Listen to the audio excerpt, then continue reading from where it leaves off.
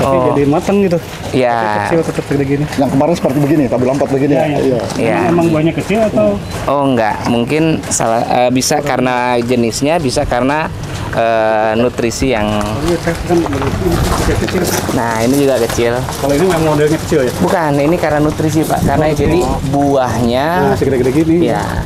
Jadi kalau bunga nggak produktif, jadi pembuahan yang tanpa kita persiapkan, nanti buahnya akan stuck. Jadi itu juga harus ada penanganan khusus. Apanya nutrisinya? Nutrisinya. Jadi nutrisi itu berbeda setiap fasenya. Jadi nggak. Kalau kita bisa pupuk satu kali aja nih. Nah tapi kalau anggur ini dari fase 1 bulan pupuknya A. Kalau dia sudah berkayu pupuknya beda. Sudah berbuah pupuknya beda. Nah, itu ya memang harus pertumbuhan. Nah kita bisa. Ini masih akan gede ini Mas? Atau masih akan gede. Tapi nggak akan maksimal karena emang ini buah bisa dibilang stuck buahnya. stuck juga ya?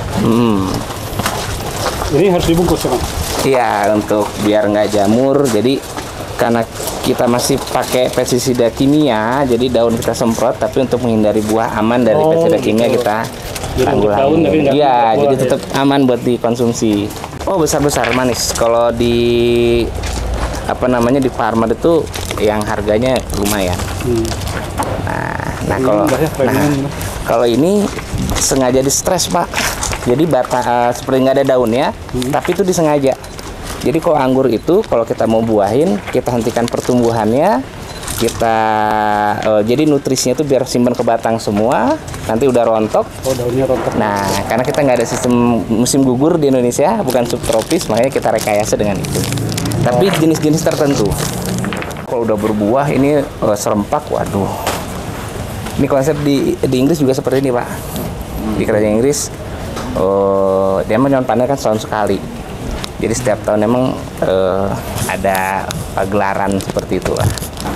Cuma kalau untuk bisnis kan lumayan investasinya.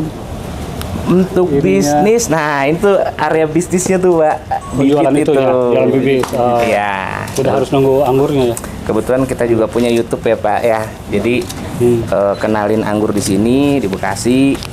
Bahwa ada kebun anggur dengan konsep yang kebun etalase kebun, tapi juga bisa tanam anggur di rumah untuk untuk gimana orang yang katanya anggur mahal, tapi kita bisa tanam di rumah, bisa nikmatin buah anggur di rumah.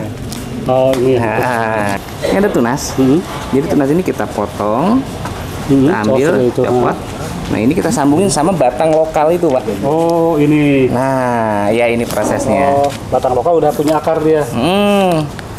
Nah makanya sama di durian ya. Nah kalau durian kan nggak boleh ada pemangkasan batang. Nah kalau di anggur setiap habis panen kita ada pruning, potong semuanya. Jadi tunas-tunas itu akan menjadi bibit. Itu yang akan walaupun kita nggak ngebibit, nggak jual bibit, tapi emang wajib dipangkas. Jadi emang sudah siklusnya seperti itu. Terus nyari batang lokalnya di mana? Wah udah tersebar Pak. Banyak. Karena dulu kan banyak depan-depan rumah punya ya Pak ya, dan itu malah jadi penghasil mereka tuh Pak. Sekarang ya. Yang dulu katanya nggak pernah berbuah. Sekarang karena harus dipangkas, nah 1 kilonya itu bisa harga 100.000 Pak. Yang biasanya buat dibakar.